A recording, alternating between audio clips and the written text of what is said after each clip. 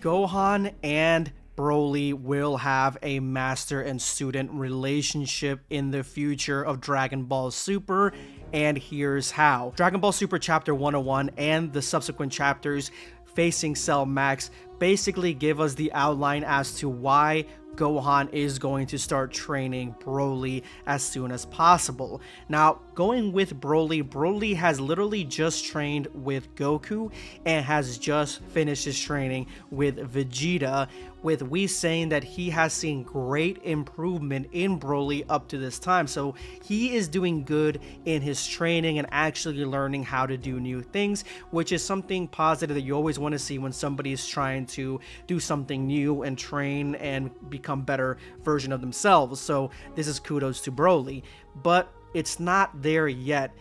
Vegeta says so. Vegeta says anger isn't a bad thing. Rage is the source of a Saiyan's power, in fact. However, your issue is that you lose yourself to it. Do not suppress your rage. Control it. What's the matter? You cannot wield your full might out of fear that you'll snap? And my personal favorite, to battle without losing yourself is an achievement, but you seem unable to unleash your true might. That won't do. Broly asks him, what do I do then?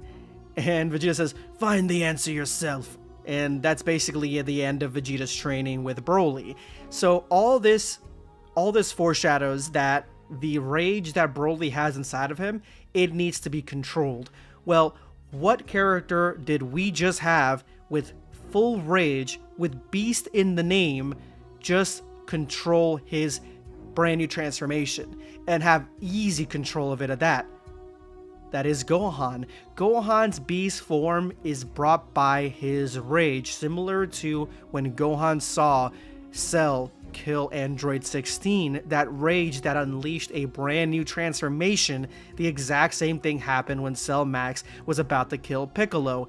He snapped and transformed into Beast Gohan, a form that is all fiery beast. It is something that is by far one of the angriest forms that we've ever seen, but it is a subdued anger, a controlled anger, because we see throughout Gohan's fighting Cell Max, he never loses control. He never loses himself to this anger. He never fights any of his teammates. He never fights Piccolo. He never goes completely out of it. And at the same time, uses teamwork to take down Cell Max.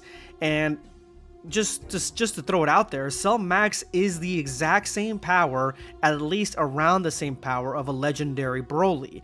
So if Gohan can easily defeat this monster and subdue this monster, something that Goku and Vegeta could not do without going into Gogeta, this also lends credit to the fact that Gohan is the perfect master to control someone like Broly, because he won't let him go berserk. He can actually stop him. We see the first instance of Gohan controlling his transformation after the fight against Cell Max. He's basically just standing there with Piccolo talking when Pan runs up to him, eager to see her father, but then is a little taken aback when she sees, like, he looks like a monster, he looks like a beast. His hair's huge, he's got a menacing aura, like she was genuinely afraid of him. And when he realizes that he's still in that transformation, he literally just puts himself right back to normal relatively easily. There's no transformation of having him slowly transform back to normal or having him be needing to be knocked out to go back to normal. No, he controlled it. He goes right back to normal. And this shows that he can go from beast back to normal relatively easily. Now, WHIS is by far the most interesting here, because Beerus asked WHIS, didn't the Earth just go almost to the brink? And Beerus didn't know what's going on. Like, he's not paying attention to it. He just kind of felt like the Earth was in danger, basically, is what it was.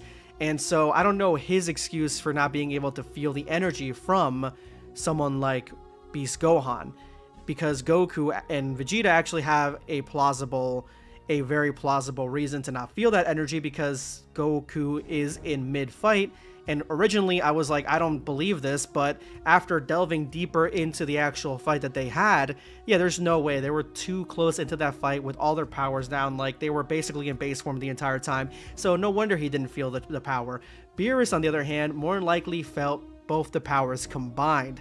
both Cell Maxes and Beast Gohans, and they both felt malevolent. So he probably was like, isn't there just a huge energy, like a ginormous energy, both of them connected together on top of each other, about to basically bring the Earth to the brink? And that's just me, you know, with my thought process with it. It's not confirmed, but that's kind of how I feel like Beerus was thinking about it, because he didn't even know about Gohan. And then Whis is knowing everything. He saw the whole thing. He knows that Gohan and Piccolo defeated Cell Max. He knows about Gohan, you know, Gohan's transformation. And then that's when we find out that Bulma got a hold of Vegeta and told him that that Goku and you might be on the back foot here, because Gohan is possibly stronger than both of you. Which Bulma wouldn't find that out on her own. More likely somebody else would have told her that, like, how strong that fight was, because she's doesn't have a scouter and she doesn't know power levels or anything like that. So once this moment is over, we go back to Earth, and that is when Gohan transforms into Beast a second time against two villains that kidnapped his daughter, putting her in danger, and now are seemingly back for more, with one of the villains literally shooting at his house like a drive-by. Like, this would infuriate anyone, including me. Like, you put my kid in danger, that's the end for you. The same thing with Gohan here. As soon as he saw who it was and what was going on, he transformed into Beast instantly, and right then and there, he could have easily lost control. He lunged at Carmine. He could have ripped him in half if he really wanted to. He could have obliterated the entire car if he really wanted to. He lunged at him, yelling at him like, what the hell is your problem, kind of thing, before seeing Goten and Trunks in the back of the car, and he's like, oh, what are you guys doing here? As soon as he saw Goten and Trunks, he went back to base. Just like that. And in that moment that he transformed, Goku and Vegeta were both able to feel his power, and this power was so impressive, so formidable, that Goku teleported without even waiting for Whis, which is crazy, because normally it would take 30 minutes to get from Beerus's planet, and you would have to have Whis do it. No, he uses instant transmission, maybe he's been upgrading it, and he goes straight to Earth in record time. But he teleports back, and now he is confronting Gohan, who is back in his base form. But everything that we're seeing here is leading to Gohan. He's going to be the next trainer, the next master for someone like Broly, somebody that cannot control the beast within him, trained by somebody who easily can. And after years and years and years and years of training and going through this process of anger and whatever, now he's finally been able to do it. And I feel like the reason that Gohan can do it so easily is not only everything that I just said, he's also half human, so it's probably much easier for him to control this, while someone like Broly, who's full-blooded Saiyan, it's going to be a lot harder. Someone like Gohan, who has gone through everything that he's gone through in his life and is now a teacher, would be an easy first choice pick with the Beast transformation to train somebody like Broly, who cannot control anything when it comes to any of his transformations up to this point. He can't even go into Super Saiyan. He doesn't really feel like he knows how to do it. But those are my thoughts on why Gohan is going to train Broly in the future, the next chapter of Dragon Ball Super. But let me know what you guys think.